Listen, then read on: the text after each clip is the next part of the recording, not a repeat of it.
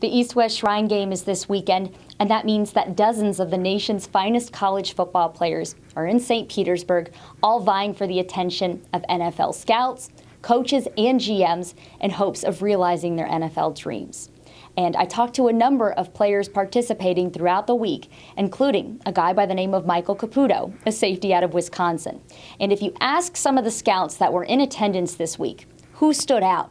A number of them will tell you that Caputo did, not just because of his physical ability, although it was impressive, but because of his intensity and his focus.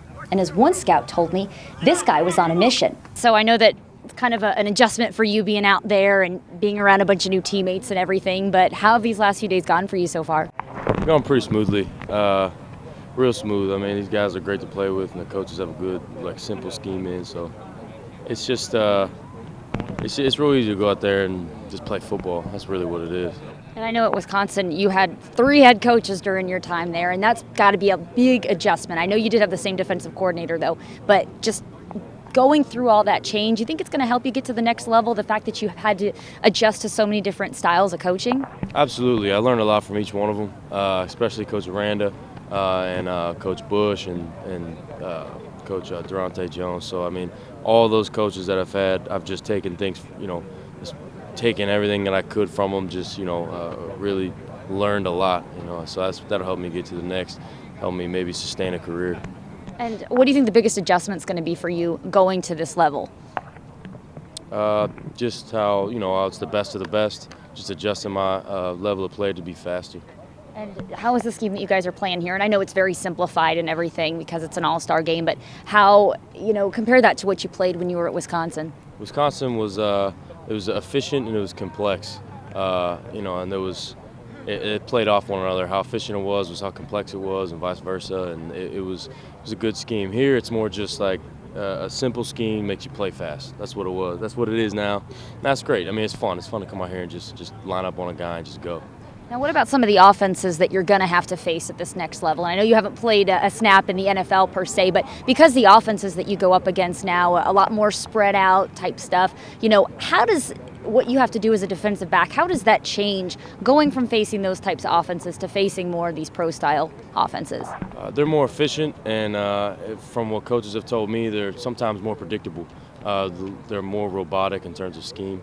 And that's good. I mean, that's good for tendency-wise, and that's at the end of the day, it's still football, so there's still some large across-the-board tendencies, some really broad things that teams do that every football player knows. And growing up, who were some of the guys that you really wanted to pattern your game after?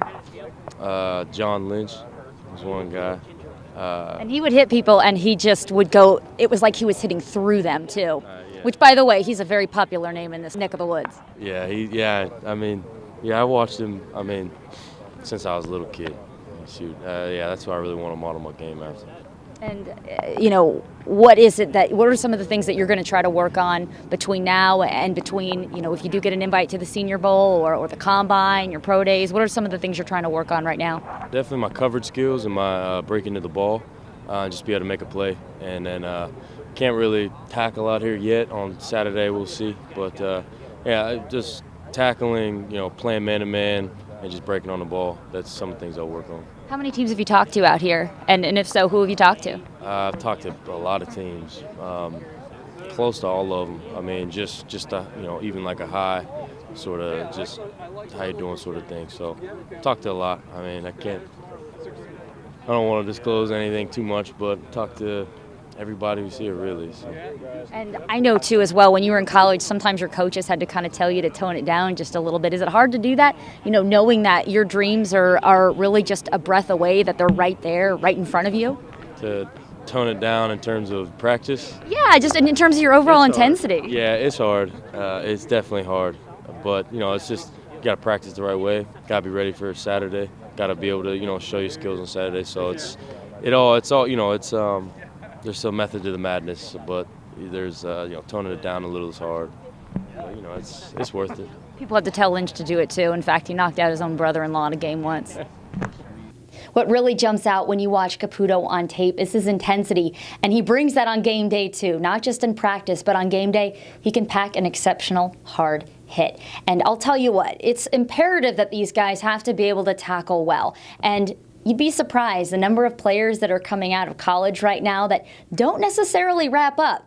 But if you're going to play the last line of defense, you need to be able to wrap up and tackle guys. So that's definitely going to be critical. But his day-to-day work habits are really, really, really strong. You saw that in practice throughout the week. Several scouts took notice of it. And then, of course, this guy also has strong leadership qualities, too. You can ask any of his teammates at Wisconsin that. With Sports Talk Florida, I'm Jenna Lane.